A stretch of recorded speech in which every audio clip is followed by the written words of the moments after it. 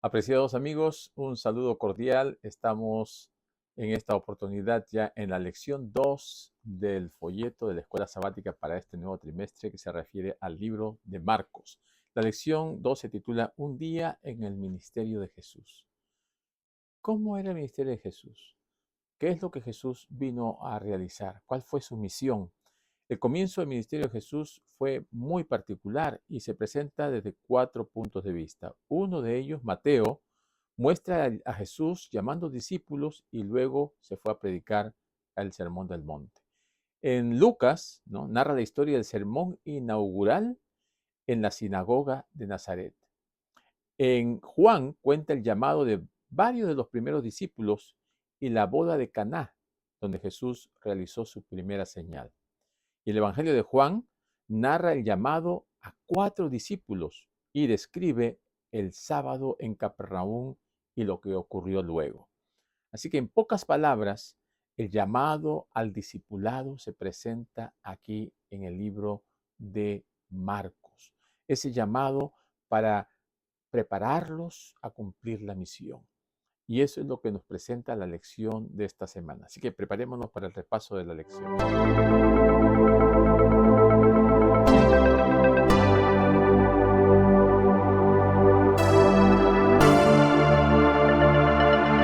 Mis queridos amigos y hermanos, queremos agradecerles por todo el apoyo que ustedes nos brindan y queremos que ustedes también apoyen nuestro canal. Si no se han suscrito, les animamos a que se suscriban y también que ustedes puedan compartir este video con sus amigos o familiares, con aquellos que ustedes quisieran que conozcan un poquito más de la palabra de Dios. Agradecemos a nuestro Dios porque hasta aquí Él nos ha acompañado.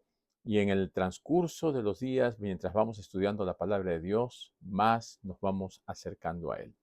Y vamos a tener ahora el versículo de memoria que se encuentra en Mateo 1:17. Vamos a invitar a nuestro hermano Ezequiel Peña y luego regresamos. Y les dijo: vengan en pos de mí, y los haré pescadores de hombres. Y les dijo: vengan en pos de mí, y los haré pescadores de hombres. Y les dijo: vengan en pos de mí, y los haré pescadores de hombres.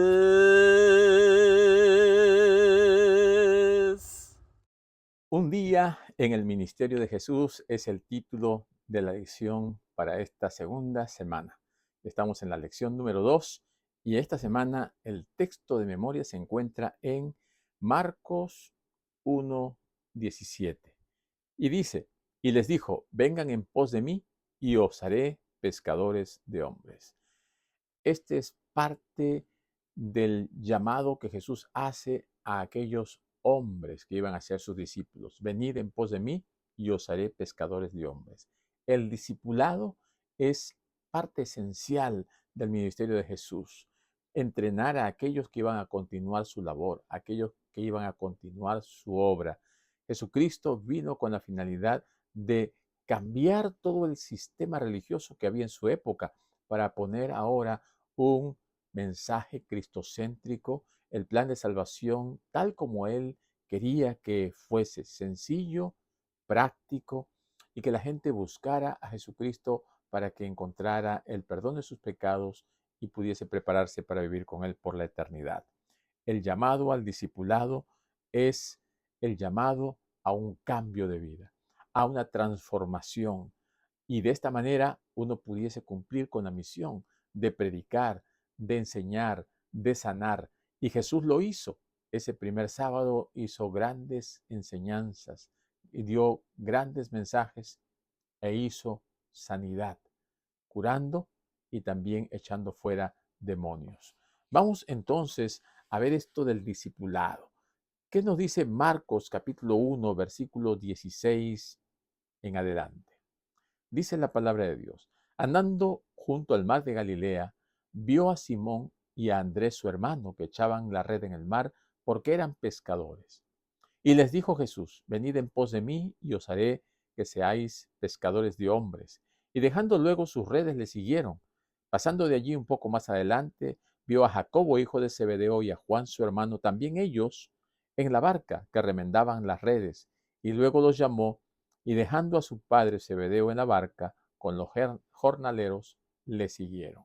Aquí encontramos a Jesús llamando a dos hermanos, Simón y Andrés. Y ellos, dejando todo, le siguieron. Y luego llamó a otros dos hermanos, a Jacobo y a Juan, quienes estaban allí con su padre, algunos jornaleros, lo cual nos indica que estaban en una posición económica un poquito mejor que los otros, pero también dejaron todo y le siguieron a Jesús. Jesús les dice: ya no van a ser más hombres de pesca en el mar, sino ahora van a ser hombres que van a pescar hombres. Ustedes van a comenzar a hacer una labor de evangelismo. Y qué importante es que nosotros escuchemos el mensaje del Señor, escuchemos el llamado del Señor y nos enfoquemos en la misión. La misión que hacen los discípulos es seguir a su maestro. Y el maestro les encargó que ahora ellos vayan y prediquen el evangelio a todo el mundo. Jesús llama al discipulado tanto a los que no tienen recursos como a los que tienen recursos. Jesús no hace acepción de personas. Jesús quiere que todos cumplan con la misión. No aferrarnos a las cosas materiales, ni tampoco ver las cosas de este mundo como primeras, sino al contrario, poner las cosas espirituales en primer lugar, poner el reino de Dios en primer lugar, poner a Jesucristo como nuestra prioridad. Entonces podemos nosotros seguir a Jesús, confiar en Él y hacer su voluntad. Los discípulos de Jesús habían encontrado ahora a su verdadero maestro y guía. Recordemos también que estos hombres, ¿no?, Jacobo y Zebedeo, también habían sido discípulos de Juan. Y Juan les dijo que vayan y le sigan, porque tanto Jesucristo como Juan el Bautista habían comenzado el reino de Dios en esta tierra desde un enfoque de salvación, dejando atrás toda esa costumbre y tradición religiosa judaica para ahora presentar el nacimiento del cristianismo. Juan el Bautista preparó el camino.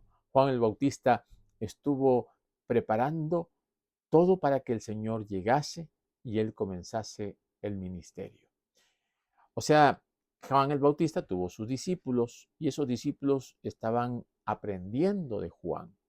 Pero ahora viene Jesús y los deriva a Jesús para que ahora Él tome la iniciativa y la posta y pudiese llevar adelante la misión para la cual Él había venido a este mundo.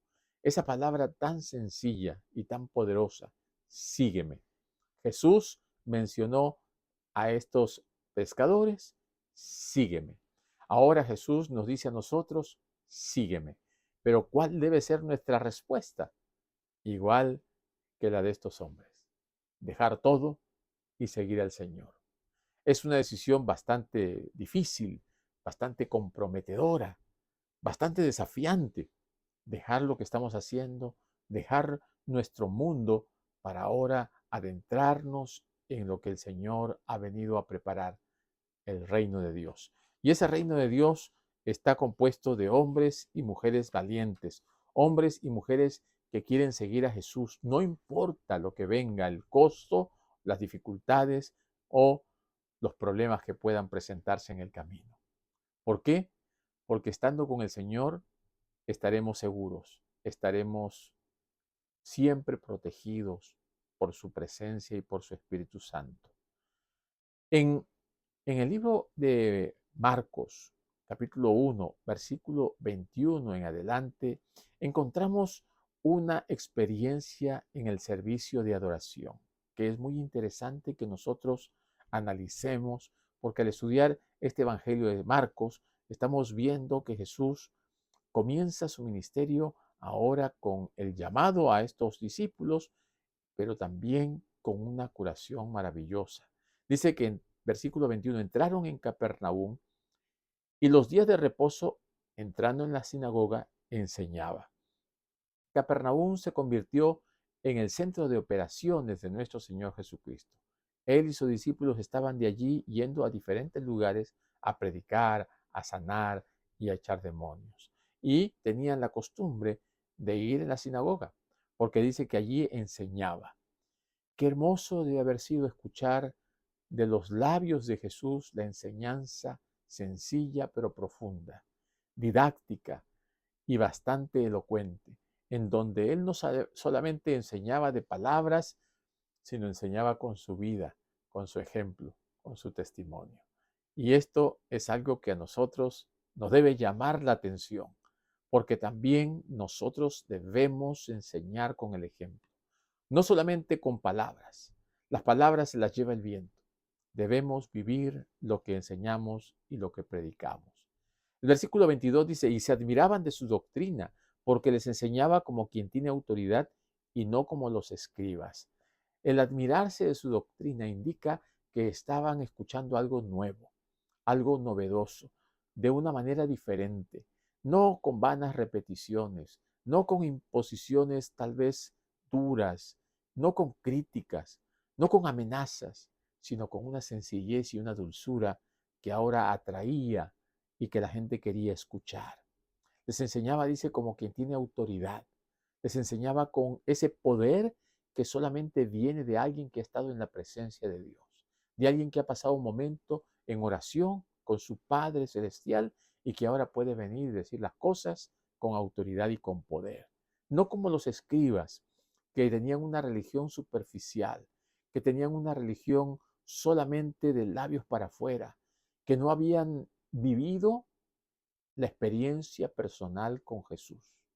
Entonces su enseñanza era una enseñanza de labios, de palabras y solamente de formalismo.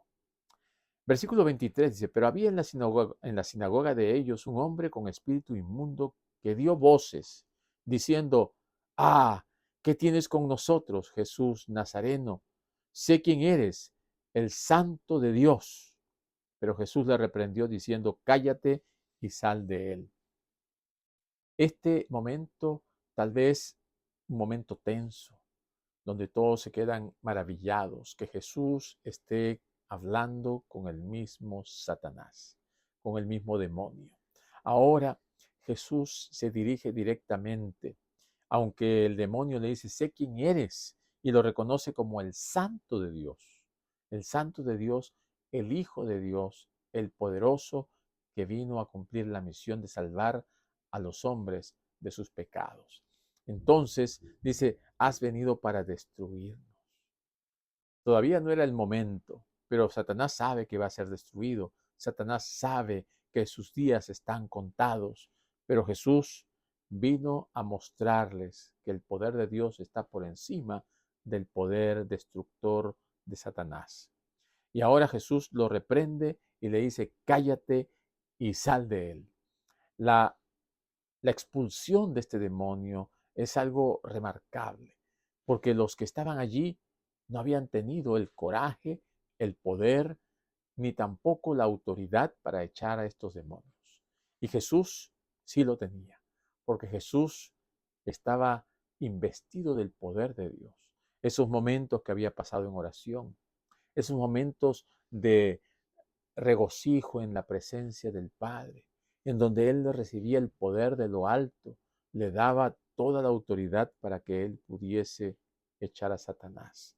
El demonio que lo identifica como el Santo de Dios, el demonio que lo reconoce como el Hijo de Dios, ahora queda expuesto, ¿no? Hay en esta historia un marcado contraste entre las fuerzas del bien y del mal, y podemos ver que esto está enmarcado dentro de este contexto del gran conflicto. Dice el versículo 26, y el espíritu inmundo, sacudiéndose con violencia y clamando a gran voz, salió de él.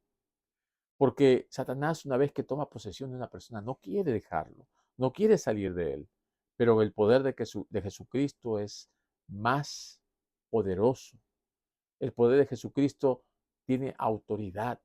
Y aunque Satanás no quiera, va a tener que abandonar a estas personas que son y que buscan el poder de Dios, que son cristianos en lo más profundo y que están clamando la liberación de estos poderes malignos.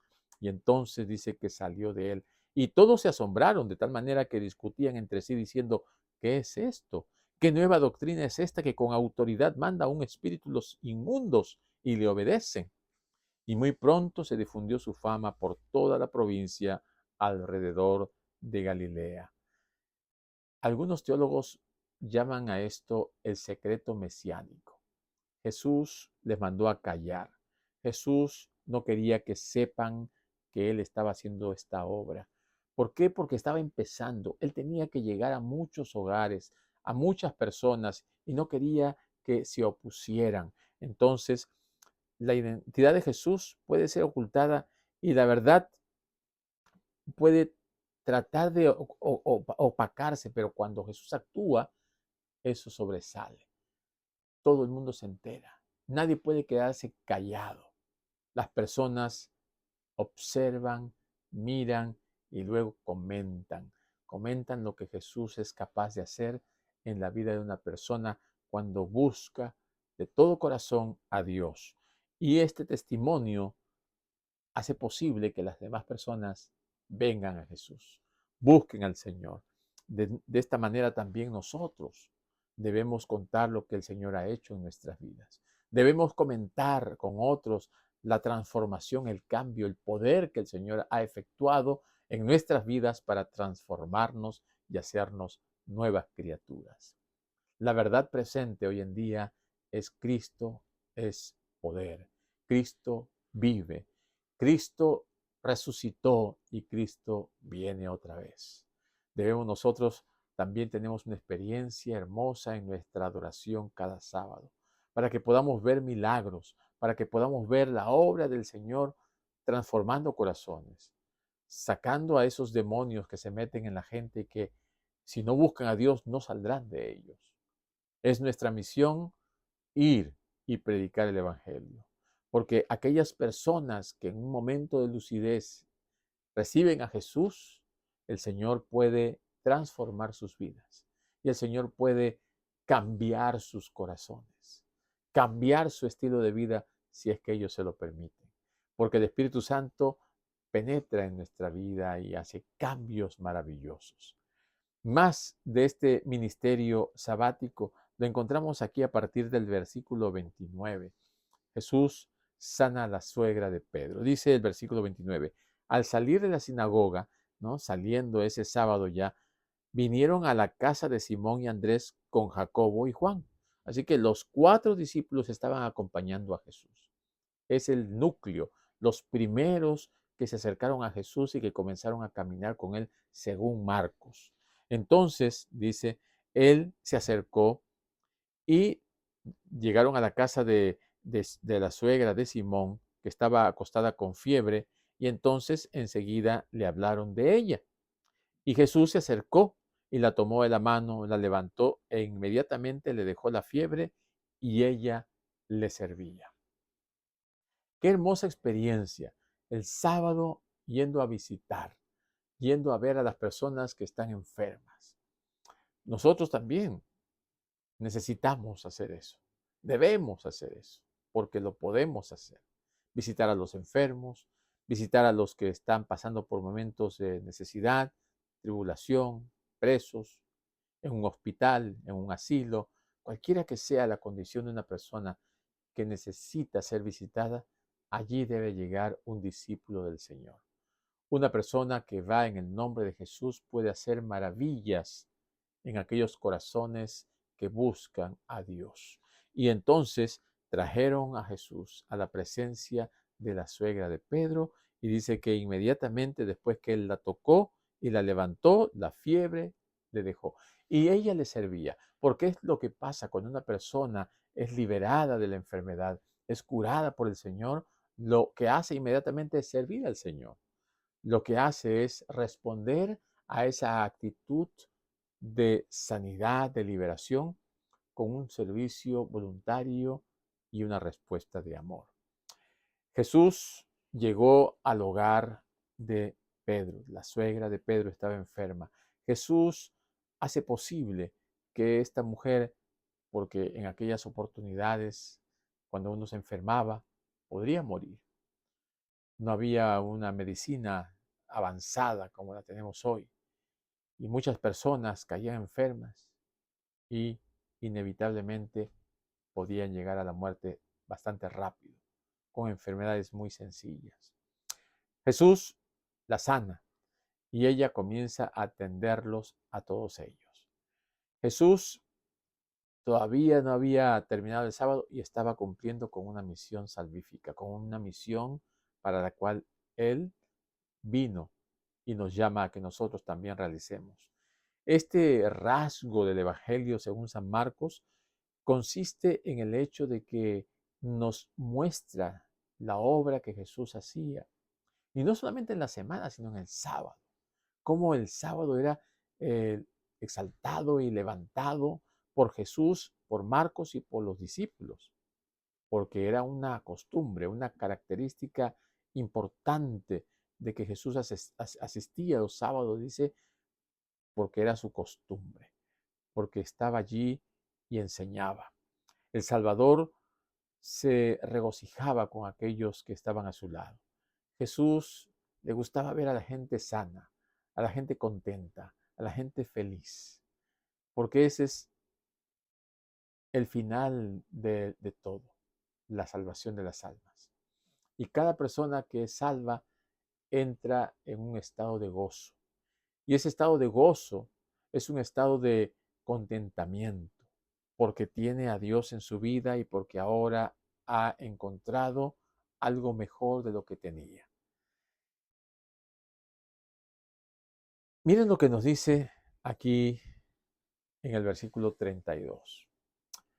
Cuando llegó la noche, luego que el sol se puso, le trajeron todos los que tenían enfermedades y a los endemoniados, y toda la ciudad se agolpó a la puerta. Y sanó a muchos que estaban enfermos de diferentes enfermedades, y echó fuera demonios, y no dejaba hablar a los demonios porque le conocía. Ese sábado fue tremendo. Jesús estuvo sanando una detrás de otra persona, curando, echando demonios. Y dice la palabra de Dios que toda aquella ciudad se agolpó a la puerta. Todos estaban allí rodeándoles. ¿Y qué hacía Jesús? Jesús estaba cumpliendo con su misión. Jesús, aunque tal vez estaba cansado, agotado por todo el trajín que estaba realizando en todo ese día, él dedicó tiempo para todos aquellos que venían a él. Ahora, en el versículo 35 nos dice, levantándose muy de mañana, siendo aún muy oscuro, salió y se fue a un lugar desierto y allí oraba. El secreto de Jesús, mis queridos hermanos, estaba en tener ese encuentro personal con Dios. La oración es el secreto de donde viene la fortaleza y el poder de nuestro Señor Jesucristo. Y estamos seguros que cada uno de nosotros que acudamos a Dios también recibiremos ese mismo poder. Lo que pasa es que no estamos dedicando suficiente tiempo a la oración. Estamos descuidando la oración. Estamos haciendo de nuestras oraciones un tiempo demasiado corto. Y como hay bastantes cosas que hacer y como nos hemos llenado de tantas actividades y tenemos nuestra agenda tan recargada, no tenemos tiempo para orar. Jesús nos enseña que la oración es el secreto. La oración es lo que nos da poder. La oración es lo que nos va a hacer hombres y mujeres poderosos en la palabra. Vamos ahora a hablar un poquito más de este secreto en el ministerio de Jesús. Sigue diciéndonos en el versículo 35 al 39 que Jesús se levantaba muy de mañana, cuando aún todavía estaba oscuro. Tal vez muchos estamos durmiendo, tal vez muchos estamos llegando del trabajo o muchos estamos recién saliendo a trabajar. Pero Jesús, mientras el pueblo estaba descansando, durmiendo, Él estaba orando. Cuán importante es dedicar tiempo a la oración y más todavía cuando nosotros somos discípulos del Señor, cuando somos predicadores del mensaje del Señor, cuando tenemos gente a la cual estamos dando estudios de la palabra de Dios. Tenemos que orar más porque esta lucha espiritual se acrecienta. Cuando nosotros estamos atendiendo la vida espiritual de los demás, es cuando más tiempo debemos dedicar a la oración. Yo recuerdo cuando estudiaba, muchos de nuestros amigos y compañeros de teología no encontraban personas para darle estudios bíblicos y a las que encontraban se desanimaban rápidamente. Y habían unos cuantos que tenían bastantes estudios bíblicos y las personas estaban deseosas de seguir estudiando. Y le preguntábamos, ¿cuál es el secreto? ¿Por qué ustedes tienen tantas personas estudiando con ese deseo de seguir aprendiendo? Y ellos nos decían, es que nosotros estamos orando por ellas. ¿Ustedes están orando por sus interesados? No, le decíamos. Tienen que orar por ellos. Hagan una lista de oración. Oren por ellos. Pídanle a Dios que proteja el estudio que ustedes tienen con esa persona. Y de allí aprendí que la oración es el secreto para alcanzar la victoria en esta lucha espiritual, en este conflicto cósmico. Nuestra dependencia de Dios es lo único que nos va a dar poder para enfrentar y vencer al enemigo. Tenemos que orar. Este verbo orar, en donde se presenta a Jesús orando, dice, porque dice, levantándose muy de mañana, siendo aún muy oscuro, salió y se fue a un lugar desierto y allí oraba. Aquí se nos presenta varios verbos, ¿no? Se levantó, salió, se fue. Todos estos son aoristos, acciones completadas. Pero luego presenta orar en un tiempo imperfecto. O sea, salió y allí oraba. Una acción que todavía continúa. Y es algo que Jesús continuaba haciendo. Él oraba constantemente. Él no cesaba de orar. Mientras que estaba realizando su misión, oraba. Por eso Pablo dice, orad sin cesar. Tenemos que tener tiempos para orar mientras que hacemos algo, como tiempo para orar a solas con Dios. Y esto es muy importante porque nos presenta, no solamente aquí en Marcos, sino también en Mateo y en Juan, que uno de los secretos para el éxito del ministerio de Jesús fue el tiempo que pasaba orando. Lucas 6:12 nos dice de una manera bastante clara, en aquellos días él fue al monte a orar y pasó la noche orando a Dios. Fue al monte a orar y pasó la noche orando a Dios. Qué importante que es la oración y qué descuidada que la tenemos. Si Satanás sabe que la oración nos da poder, por eso que él no está muy gustoso de que nosotros oremos. Él nos va a entretener, él va a distraernos, él va a poner cosas en nuestro camino, él va a hacer que tengamos muchas ocupaciones, muchas distracciones, mucho entretenimiento, muchas cosas que nos gustan, pero que nos quitan el tiempo de estar a solas con Dios. Momentos específicos para la oración. Tal vez deberíamos ponernos un horario. Tal vez deberíamos escoger un lugar donde orar. Y después que lo hagamos, proponernos cumplir ese tiempo, ese momento, ese lugar.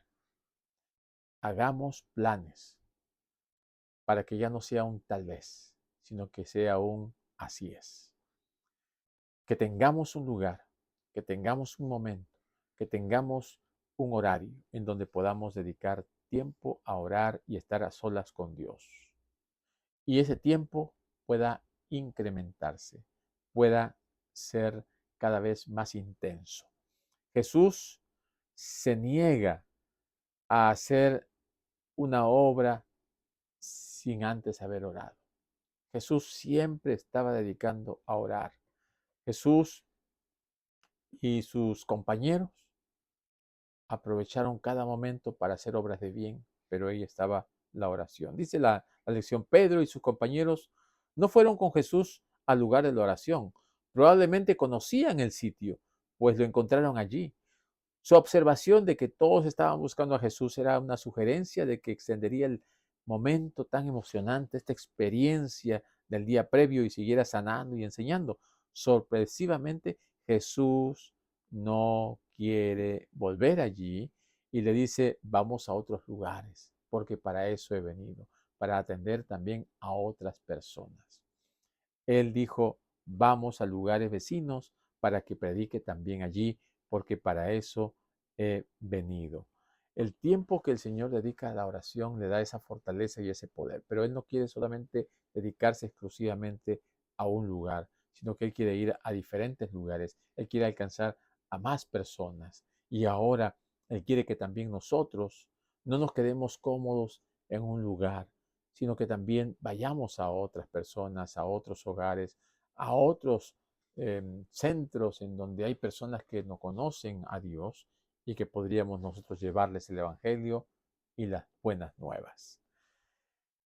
Miren en lo que nos dice ahora en el versículo 40 acerca de guardar un secreto. Estamos aquí en Marcos 1:40 y dice, vino a él un leproso, rogándole en cada de la rodilla, le dijo, si quieres puedes limpiarme. Y Jesús, teniendo misericordia de él, extendió la mano y le tocó y le dijo, quiero, se limpio. Mis queridos hermanos, la lepra en aquella época era una enfermedad terrible. La gente que tenía lepra tenía que ser separada de la comunidad, tenía que vivir alejados. Nadie podía tocarle porque si no quedaba contaminado. Jesús lo tocó, pero él, dice el versículo 42, así que él, el que hubo hablado, y así que él hubo hablado, al instante la lepra se fue de aquel y quedó limpio. Entonces le encargó rigurosamente y le despidió luego, diciéndole, ¿no? Mira, no digas a nadie nada, sino ve, muéstrate al sacerdote y ofrece por tu purificación lo que Moisés mandó para testimonio a ellos. Dice en el versículo 45, pero oído él comenzó a publicarlo mucho y a divulgar el hecho, de manera que ya Jesús no podía entrar abiertamente en la ciudad, sino que se quedaba fuera en los lugares desiertos y venían a él de todas partes. Muy interesante esta experiencia, porque aquí Jesús está viendo a un hombre enfermo y la ley decía que no se le podía tocar. Jesús inmediatamente que lo sana, ¿no? Al tocarlo lo sana. No había contaminación porque ya lo vieron limpio de esa lepra, pero le dice, ve y muéstrate al sacerdote. Cumple con los requisitos para que puedas volver a tu hogar. Cumple con la ley de Moisés. Entonces, aquel hombre recibió una indicación precisa. Le dice, no digas a nadie, no menciones que yo te he sanado. Pero lo que pasa también es que muchas personas, una vez que son curadas, son transformadas por el Señor, no se pueden quedar callados. Hay algo que lo lleva a decir las maravillas que el Señor ha hecho en su vida. Y entonces le dice, ofrece por tu purificación lo que Moisés mandó. Cumple con lo que tú tienes que cumplir. Porque hay que seguir las normas todavía mientras estamos aquí hasta que todo esto cambie para testimonio. Entonces comenzó a divulgar, comenzó a hablar y Jesús ya no podía entrar, quedaba en las afueras porque ya comenzó a haber un rechazo de los líderes religiosos. Entonces, mis queridos hermanos, Jesús muestra compasión por aquellos que sufren, por aquellos enfermos, por aquellos que están contaminados por enfermedades terribles. Jesús siente compasión. Jesús quiere nuestra sanidad. Jesús quiere librarnos de todo aquello que nos destroza, que nos destruye, que nos mata. Así el Señor tiene muy, muy presente y muy claro que nosotros tenemos cosas que hacer. No porque el Señor nos diga que tenemos que hacer algo, vamos a eximir todas aquellas otras cosas que son lo formal, ¿no? Tenemos nosotros también que regirnos en base a lo que dice la palabra de Dios. No porque estoy sano, porque el Señor me sanó, ahora soy libre de hacer lo que sea o volver a mi vida antigua, ¿no? Yo no, si he estado fumando y el Señor me sana, me hace un milagro en mi vida, no es para que yo vuelva a fumar, sino para que más bien le glorifique su nombre y ahora haga un cambio en mi vida para preservar y cuidar el cuerpo que el Señor me da. Tenemos nosotros que alabar al Señor y tenemos nosotros que cuidar el templo del Espíritu Santo, el cuerpo que el Señor quiere que sea preservado de tal manera que el Espíritu Santo pueda morar en nuestro corazón.